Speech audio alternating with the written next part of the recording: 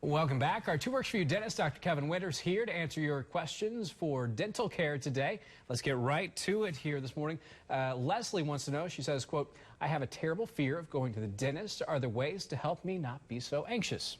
Yeah, you know, unfortunately, we have to deal with a lot of our patients still anxiety. And so many dentists now, instead of trying to downplay that, will really address it. And there's lots of different ways of doing that. I could go through several of the things that we have available for our patients. And in simple things, just as, you know, a warm blanket, headphones, music. We have our chairs actually massage while you're sitting in them.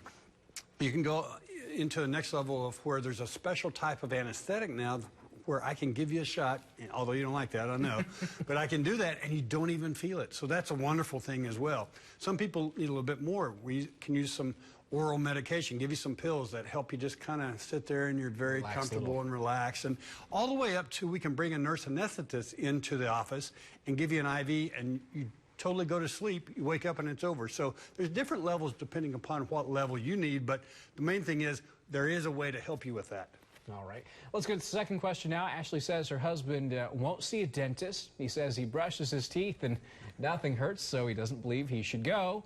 What should Ashley tell him to convince him he needs to go? It's not broke, don't fix it, right? But, you know, unfortunately, that will catch up to you. And the main thing there being with most people will be something to do with gum disease. Over 80% of our population has some stage of gum disease, whether that be gingivitis all the way up to advanced periodontitis or advanced gum disease. So that's the thing that usually catches up.